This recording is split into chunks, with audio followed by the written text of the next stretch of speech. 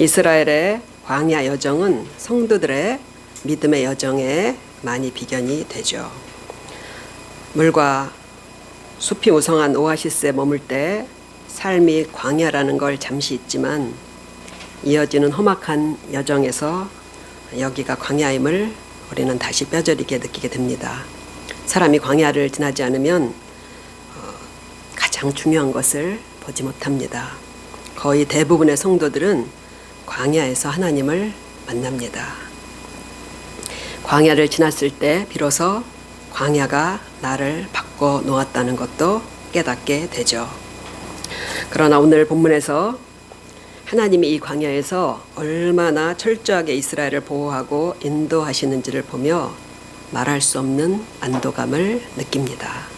하나님은 모든 성도들을 그렇게 인도하시기 때문입니다. 세상의 사람들이 다 광야를 살아가지만 똑같은 광야가 아니에요. 성도들에게는 광야를 인도하시는 하나님이 계십니다. 지금 과정이 얼마나 험난하든 반드시 하나님은 적과 끓이 흐르는 땅으로 우리 모두를 데려다 놓으시리라고 믿습니다. 이스라엘의 광야 생활을 통해 우리가 인생 광야를 살아가는 법을 배우고 안전한 길, 하나님께서 인도하시는 길로 잘 따라갈 수 있는 모두가 되시기를 간절히 바랍니다. 하나님은 이스라엘의 출애굽을 통해 구원의 중요한 과정들을 우리가 볼 수 있도록 그렇게 하셨어요. 출애굽은 성도들의 구원 여정의 전체 그림을 기가 막히게 펼쳐서 우리에게 보여주십니다. 그러나 출애굽 과정에 나오는 이 성도들은 배우가 아니에요. 그들도 우리처럼 구원이 절실한 죄인들입니다. 이 출애굽 여정에 등장하는 이스라엘 한 명 한 명의 실제적인 구원의 기록이 출애굽기라는 거예요. 그래서 출애굽 사건은 똑같이 구원을 받고 광야를 지나가는 성도들에게 배움을 줍니다. 그런데 이 출애굽을 잘 이해하기 위해서는 애굽을 나간 이야기가 출애굽기잖아요. 근데 그것만을 알아서는 안 돼요. 어떻게 애굽으로 들어왔는지를 알아야지 전체 구원의 전 과정이 잘 맞춰지게 됩니다. 그래서 우리가 먼저 이스라엘이 애굽에 들어오기까지의 과정을 간단히 정리해 보는 게 필요해요. 단편적으로 알고 있던 것들을 정리해서 우리가 알고 있는 게 신앙에 굉장히 중요합니다. 창세기는 첫사람 아담의 범죄로 인간이 하나님과 떨어진 육의 사람이 된 경위를 우리에게 설명을 해줍니다. 그러나 하나님의 구원 계획이 즉시 가동되기 시작하죠. 첫사람 아담에 의해서 모든 사람들이 죄인 되었듯이 둘째 아담인 예수 그리스도의 속죄의 죽음을 통해 그를 믿는 모든 사람들을 구원하시는 것이 하나님의 계획입니다. 그 예수님을 이 땅에 보내시기 위해서 조상이 될 한 사람을 선택하시는 거예요. 그게 누구죠? 아브라함이죠. 가나안 땅 북쪽 멀리 갈대아 우르에 살던 아브라함에게 하나님이 찾아오셔서 이렇게 제안하고 약속을 하셔요. 내가 지시하는 땅, 가나안 땅으로 가라. 내가 그 땅을 너와 내 자손에게 줄 것이다. 내가 네게 복을 주고 또 내 씨로 말미암아 천하 만민이 복을 받으리라. 이스라엘 사람들은 이 말씀에서 아브라함의 혈통이면 이미 구원을 받았다고 그렇게 믿고 있어요. 성경 전체를 잘 이해하지 못해서 그런 겁니다. 여기에서 내 씨로 말미암아 천하 만민이 복을 받으리라. 여기서 내 씨는 단순히 후손을 가리키는 말이 아니에요. 이 단어는 후손들이 아니라 한 사람 후손 단수로 되어 있고 창세기 3장 15절을 우리가 보면 여자의 후손이 나오죠. 뱀의 머리를 상하게 할 예수 그리스도의 상징인 여자의 후손을 나오는 그 단어와 동일한 단어가 여기서도 쓰이고 있는 것입니다. 그러니까 너무나 분명하게 아브라함의 자손이자 동정녀에게서 탄생하실 예수님이 만민의 복이 될 거라는 말씀인 거예요. 하나님의 이 제안대로 아브라함은 고향을 떠나서 가나안 땅으로 들어갑니다. 거기서 아들 이삭을 낳고, 이삭은 누구를 낳고? 야곱을 낳고, 야곱은 몇 명의 아들을? 12명의 아들을 이제 낳게 되는 거예요. 그중 야곱의 아들 중에 요셉이 형들의 시기로 애굽의 종으로 팔려가지만 오히려 하나님의 특별한 계획대로 애굽의 총리가 됩니다. 마침 가나안 땅에 큰 흉년이 들고 형들이 애굽의 곡식을 사러 갔다가 요셉과 재회하게 돼요. 그래서 야곱과 가족들 70여 명이 생존을 위해서 약속의 땅 가나안을 떠나서 애굽으로 이주를 하게 된 것이에요. 그런데 요셉도 죽고, 그리고 요셉을 알던 왕도 죽고, 왕이 바뀌면서 이주민들에 대한 정책이 바뀌게 돼요. 미국도 대통령이 바뀔 때마다 이주민 정책이 자주 바뀌잖아요. 그래서 이스라엘은 새 왕의 정책에 의해서 전쟁 포로와 같은 노예 신분으로 바뀌게 되는 거예요. 그러니까 지금 출애굽하고 있는 사람들은요, 그러니까 싸워보지도 못하고 태어나 보니까 그냥 포로고 종인 거예요. 그러니까 사람들이 그렇잖아요. 우리가 태어나 보고 나니까 죄의 종이잖아요. 이스라엘은 착취에 시달리고 학대가 점점 심해지자 하나님께 부르짖었다고 출애굽기 1장은 시작을 합니다. 하나님은 이들의 부르짖음을 들으시고 구원하시기 위해서 누구를 보내시죠? 모세를 보내시는 거예요. 이렇게 출애굽이 시작되는 것입니다. 그런데 여기서 우리가 한 가지 의문을 가져야 돼요. 그러니까 성경과 구원의 이치를 깊이 알고 싶은 사람들은 이제 이런 의문이 당연히 생기게 됩니다. 왜 이스라엘은 애굽으로 가게 되었을까 하는 거예요. 그렇잖아요. 아브라함과 그 자손들에게 가나안 땅을 주기로 약속하셨다면 거기서 계속 눌러서 살게 하셨어야지. 왜 가뭄을 만나고 왜 요셉을 예비하셔서 애굽으로 내려 보내셨냐는 거예요. 그러니까 잘못 이해하면은 애굽의 종살이, 노예 생활은 하나님이 상황을 조장하신 그런 하나님의 책임처럼 그게 돼버리는 거예요. 그러니까 이런 문제가 잘 풀리지 않으면 구원이라는 이 중대한 이 흐름, 이 진리가 이게 통쾌하게 뚫리지가 않는 거예요. 그래서 우리가 이 문제를 알고 지나가야 됩니다. 우선 아브라함과 약속한 가나안 땅의 핵심은 기름지고 좋은 지형이라는데 그 의미가 있지 않아요. 가나안 땅은 하나님이 다스리시고 하나님이 복을 주시는 곳, 사람이 하나님과 함께 사는 그런 상징을 가진 장소가 바로 가나안 땅이에요. 그러니까 그게 어디예요? 그게 천국이죠. 천국이에요. 그렇기 때문에 구원받은 성도들만 살 수 있고 죄인들은 거기서 살아갈 수가 없는 것입니다. 가나안 땅에 살고 있는 7 부족이 나중에 여호수아의 정복 전쟁에 의해서 진멸되고 쫓겨난 게 그걸 보여주는 거예요. 살 수가 없는 거예요. 그들은 거기서.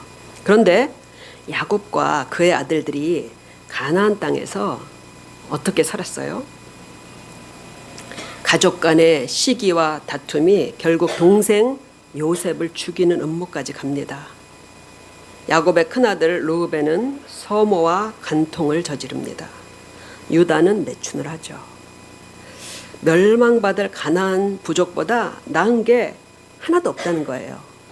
이들이 천국을 받을 자격이 없다는 것을 보여주는 것이 창세기에 기록된 야곱의 가족사입니다. 가나안 부족이 그 악을 인해서 심판을 당하는 마당에 똑같은 이스라엘에게 그 땅을 넘겨주신다는 것은 하나님의 공의에 완전히 어긋나는 거예요. 이들이 가나안 땅에서 만난 큰 흉년은 100% 하나님의 징계를 의미합니다. 하나님의 징계예요, 그것은. 이들이 애굽으로 내려가게 된 것은 사실 죄로 인해서 쫓겨간 거라는 거예요. 이 사실을 뒷받침해주는 성경을 제가 발견했습니다. 역대하 33장 8절을 보면 하나님이 다윗과 솔로몬에게 이제 이렇게 약속을 하셨다는 그 내용이에요. 만일 이스라엘 사람이 내가 명령한 모든 율법과 율례와 규례를 지켜 행하면 내가 그들의 발을, 잘 들으세요, 다시는 그의 조상들에게 정하여 준 땅에서 옮기지 않게 하리라. 다시는 이 땅에서 옮기지 않겠다는 거예요. 그러니까 영어로 보니까 I will not again. 그러니까 내가 다시는 안 그러겠다. 그렇다면 그전에는 그런 적이 있으시다는 얘기잖아요. 그죠? 그것이 바로 뭐냐면은 야곱의 가족들이 그들의 잘못으로 인해서 가나안 땅으로 쫓겨갔던 내용을 이야기하시는 거예요. 그 흉년에 굶어 죽게 두시지 않은 게 은혜예요. 왜냐하면 하나님께서 아브라함을 통해서 그 씨로 인하여 모든 민족이 복을 얻을 것이라는 것을 약속을 하셨기 때문입니다. 아브라함의 혈통적 자손들, 그러니까 이스라엘 지금 국민들이잖아요. 구약 성경 시대부터 쭉 이어져 온 저절로 구원받지 못합니다. 그들도 예수 그리스도의 속죄로 구원 백성이 될 수 있는 거예요. 그렇기 때문에 출애굽의 과정을 보면 유월절 양을 잡아서 그 피를 문에 바르는 내용이 나옵니다. 그러니까 속죄가 없이는 이집트인들이 받은 죽음의 심판을 이스라엘 사람들도 피할 수가 없다는 것을 얘기하는 거예요. 오늘 10장 앞부분을 보면 이 유월절 규례, 유월절 양을 잡은 이 유월절의 규례를 자자손손 철저히 지키도록 계속 강조하셔요. 그것을 계속 지키라는 거예요. 구약의 성도들도 하나님이 준비하신 예수 그리스도의 속죄의 죽음을, 그것을 근거로 해서 구원을 받는다는 것을 이야기하는 것입니다. 구약 성경 시대나 신약 성경 시대나 구원의 길은 단 하나입니다. 어린 양이신 예수님의 속죄를 거치지 않고는 아무도 구원의 길에 들어서지 못합니다. 우리도 예수님의 속죄의 피를 믿고 구원의 여정에 들어온 거예요. 우리 동환이가 고개를 끄덕끄덕 했어요. 그렇다면 이제 출애굽한 이스라엘은 곧바로 어디로 들어가야 돼요? 가나안 땅으로 들어가면 되는 거겠죠? 그런데 출애굽기가 뒤에 보니까 굉장히 분량이 어때요? 굉장히 많이 남았죠? 뒤로 길게 이어집니다. 이들이 애굽을 탈출해서 열흘이면 좋게 들어갈 가나안 땅을 들어가는데 몇 년이 걸렸다고요? 40년이 걸렸기 때문이에요. 그래서 우리가 이번 주부터 앞으로 몇 주간 광야 시리즈를 통해서 도대체 광야에서 무슨 일이 일어났었는지를 우리가 이제 알아보려고 합니다. 오늘은 광야의 첫 여정이에요. 여기서 하나님께서 아주 중요한 것을 먼저 우리에게 보여주십니다.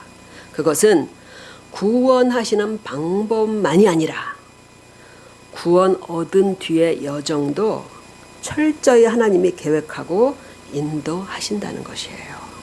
구원하셨으면 반드시 어떻게 하셔요? 인도하신다는 것입니다. 먼저 하나님은 이 가나안 땅으로 가는 경로를 정해주셔요. 이제 애굽을 탈출했으니까 모세를 필두로 너희끼리 가나안 땅을 잘 찾아가라 하고 이들을 떠나지 않으셨다는 것입니다. 모세는 애굽에서 40년을 왕자로 자라며 애굽 전역을 배웠던 사람이에요. 그 이후에는 가축을 치면서 미디안을 중심으로 한 그 주변의 광야를 두루 다녔던 사람이에요. 모세가 출애굽의 경로를 짰어도 이상할 것은 없습니다. 잘 짰을 거예요. 그런데 하나님이 그렇게 하지 않으셨다는 것입니다. 하나님이 세세하게 모든 경로를 정하시고 앞장까지 서셔서 그들을 데려가셔요. 하나님이 앞장서셨다고 돼 있어요. 성도들의 인생 여정은 내가 전체 판을 짜는 게 아닙니다. 아무리 계획해도 하나님이 그 길에 문을 열어주시지 않으면 소용이 없는 걸 다 아시죠. 사람이 마음으로 자기의 길을 계획할지라도 그 걸음을 인도하는 자는 여호와시니라. 사람의 마음에는 많은 계획이 있어도 오직 여호와의 뜻이 완전히 서리라. 특히 중대한 진로와 결정에 있어서 하나님은 우리 계획을 틀어버리기도 하셔요. 17절에 보면 가나안 땅으로 가는 제일 빠른 길이 있음에도 불구하고 그 길로 데려가지 않으십니다. 17절에 보면 바로가 백성을 보낸 후에 블레셋 사람의 땅의 길은 가까울지라도 하나님이 그들을 그 길로 인도하지 아니하셨으니, 이 블레셋 사람의 길이라는 건 뭐냐면요, 애굽에서 이제 이렇게 북쪽을 향해서 이렇게 곧게 난 왕의 대로라고 하는 길이에요. 왕들이 남북을 오가면서 정복 전쟁을 할 때 주로 이용했던 아주 큰 길입니다. 그 길로 가면 가나안 땅까지 한 열흘이면 도달할 수 있는 짧은 거리예요. 이스라엘은 당연히 그 길로 가게 될 줄을 알았을 거예요. 그런데 18절을 보면 하나님이 그 길이 아니라 홍해의 광야길로 돌려 이스라엘을 사람들을 인도하셨다고 합니다. 20절에서 좀 상세히 이동 경로를 알 수 있는데 그걸 참고로 보면요, 경로가 좀 이상해요. 그러니까 어떻게 가야 되냐, 원래는 이렇게 북동진해서 가나안 땅으로 올라가야 돼요. 그런데 거기 지명들을 쭉 우리가 성경 지리에서 찾아보면요, 그게 아니라 애굽 쪽 방향으로 해서 남쪽으로 내려와서 홍해 바다를 끼고 내려오고 있다는 거예요. 역주행을 하고 있는 거예요, 말하자면. 부지런히 위로 올라가도 애굽 사람들의 추적을 따돌리기가 어려운데 지금 거꾸로 애굽 쪽으로 내려오고 있다는 것이에요. 아마 사람들이 상당히 웅성거렸을 거예요. 웬만한 사람들은 다 아는 코스거든요, 거기가. 왜 빠르고 편한 길을 두고 이 길로 가냐고 아마 항의도 많았을 것 같아요. 이스라엘 사람들이 출애굽에 보면 정말 원성이 많잖아요. 우리도 원하고 기도했던 길이 아닌 딴 길로 인도받은 경험이 아마 다 있으실 거예요. 앞으로도 우리가 계획한 길로만 가지는 못하게 될 것입니다. 광야 여정에서 가장 큰 혼돈은 내가 원하는 길과 하나님이 인도하시는 길이 다르다는 것입니다. 우리는 블레셋 사람의 길을 원해요. 세상 사람들이 많이 다니는 길, 편하고 빠르게 성공할 수 있는 길을 원합니다. 그런데 거기에는 무서운 손실이 기다리고 있다는 것이에요. 17절에 보면 하나님이 왜 그 길을 막으셨는지 알려주시잖아요. 이는 하나님이 말씀하시기를 이 백성이 전쟁을 하게 되면 마음을 돌이켜 애굽으로 돌아갈까 하셨습니다. 그 길에는 피비린내 난 전쟁이 있다는 거예요. 우리는 내가 원하는 그 길에 도사리고 있는 숨어있는 적들을 보지 못합니다. 그 일대를 장악한 블레셋은 절대로 길을 비켜줄 민족들이 아니에요. 하나님이 이스라엘 민족들에게 애굽을 출발하기 직전에 이렇게 말씀을 하시는 내용이 있어요. 너희는 애굽인들에게 금은 보화와 재물을 요구해라. 얼마든지 요구해서 그들의 금은 보화와 재물을 가지도록 그렇게 하셨어요. 옷도 구해라 이렇게 말씀하셨어요. 그러니까 하나님은 광야에서조차도 성도들을 이렇게 초라하게 이끌고 다니지 않으십니다. 그러니까 굉장히 화려하게 치장을 하고 나왔다는 거예요, 이스라엘 백성들이. 그런데 블레셋이 그걸 보고 그냥 보내주겠어요? 전쟁에 숙달된 블레셋은 이스라엘을 공격해서 다 탈출할 거예요. 사람을 죽이고 전쟁 포로로 끌고 갈 것입니다. 이스라엘은 평생 벽돌을 만들고 노동을 한 사람들이지 한 번도 전쟁 훈련 받아본 적이 없어요. 이렇게 생각하실 수 있어요. 하나님이 이기게 해주시면 그 전쟁이라도 뭐가 문제냐 생각할 수도 있습니다. 오늘 이야기는 역사이지 신화가 아니에요. 실제 전쟁에는 칼에 찔려 사람들이 죽어 넘어집니다. 팔이 떨어져 나가고 다리가 떨어져 나가요. 전쟁통에 받는 충격은 영원히 사람에게서 지워지지 않을 만큼 큰 고통입니다. 이스라엘 사람들은 출애굽을 후회하며 정신없이 뿔뿔이 애굽을 향해서 도망칠 것이 분명합니다. 우리가 세상적인 판단으로만 선택한 길에서 이런 것들을 만나게 될 거예요. 피비린내 나는 전쟁터에서 여기저기 찢기며 정신이 혼미하게 얻어맞아 믿음을 다 잃어버릴 지경까지 가는 거예요. 고통이 심하면 믿음을 붙들기가 참 힘들어요. 우리는 지독히도 내가 원하는 길로 고집스럽게 가려고 합니다. 내 경험과 판단으로 세상적으로 좋아 보이는 길을 택하고 열심히 하나님보다 앞서갔기 때문에 수많은 실패와 비탄을 우리가 맛보게 된 것이에요. 광야는 인간의 경험과 기술이 통하지 않는 곳입니다. 저도 이스라엘 광야를 지나가 보았는데 거기서 사람들이 여러 날 생존한다는 것은 불가능합니다. 하나님만이 광야에서 살 수 있는 방법을 아신다는 거예요.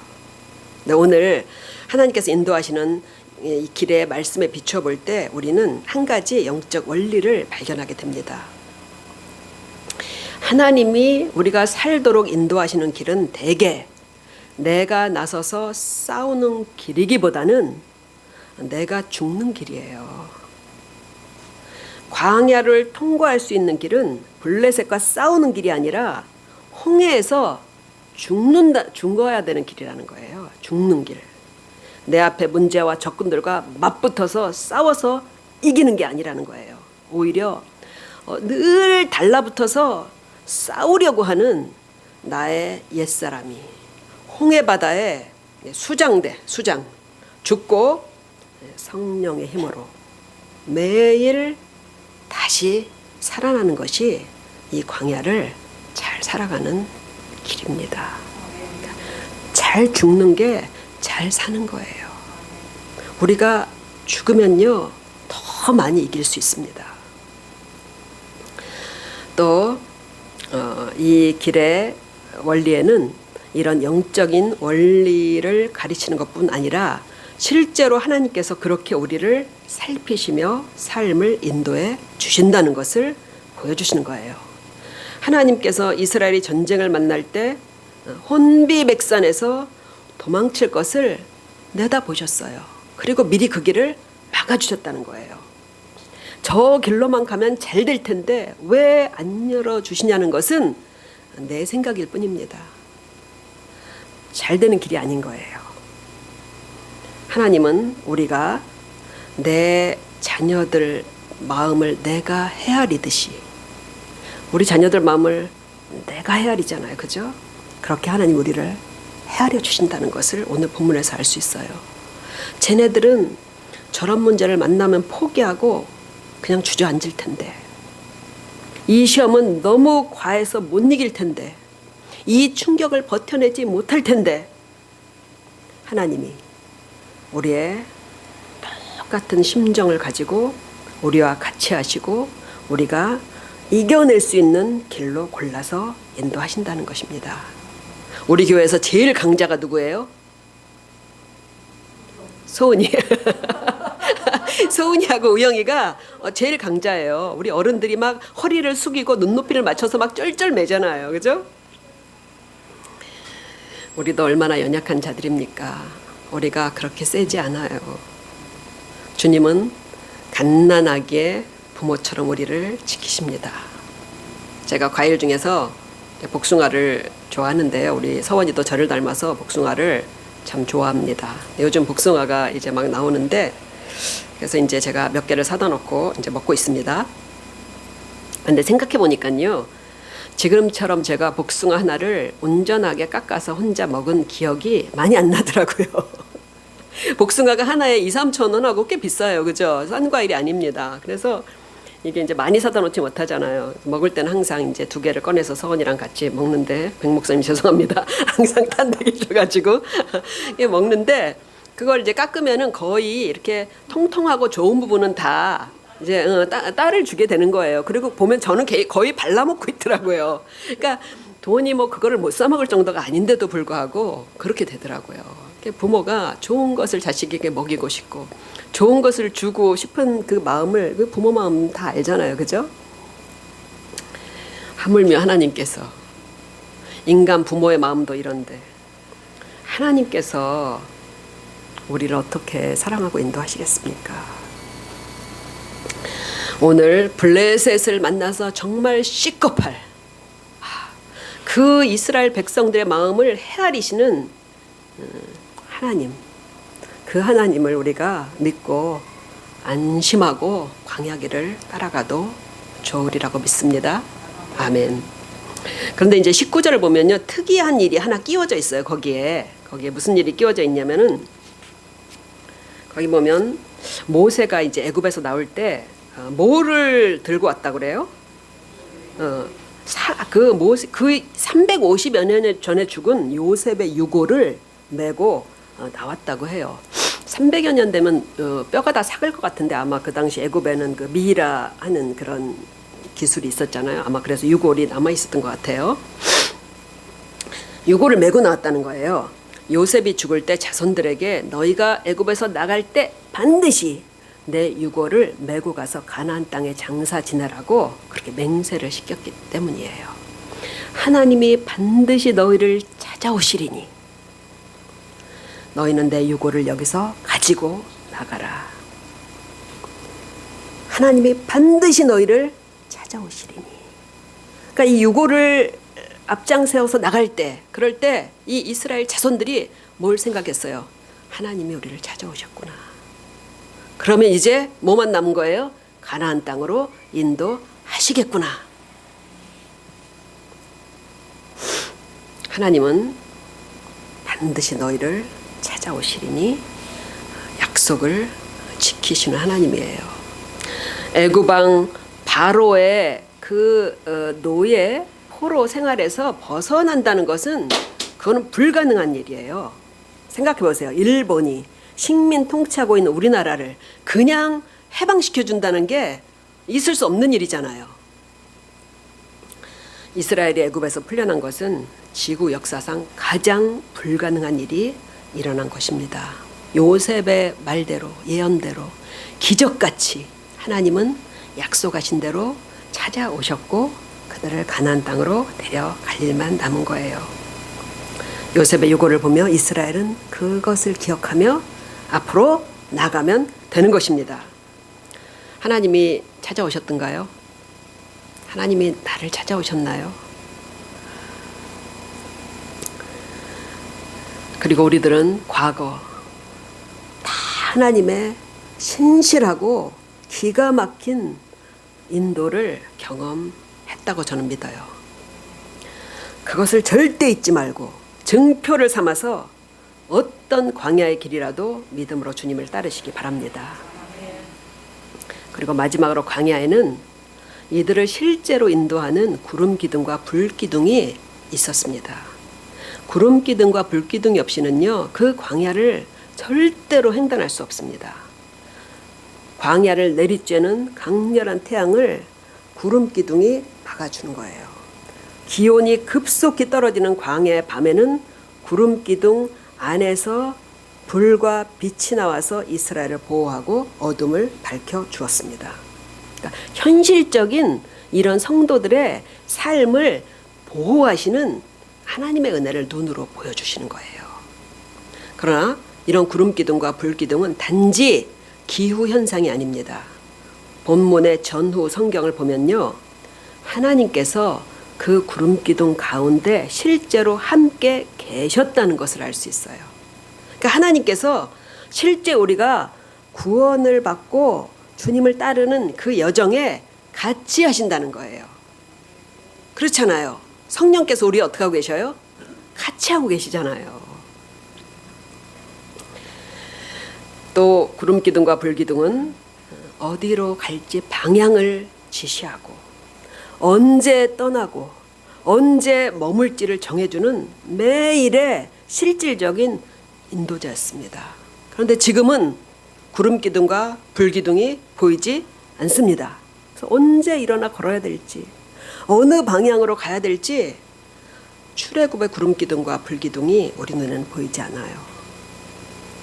대신 우리에게 무엇이 있습니까?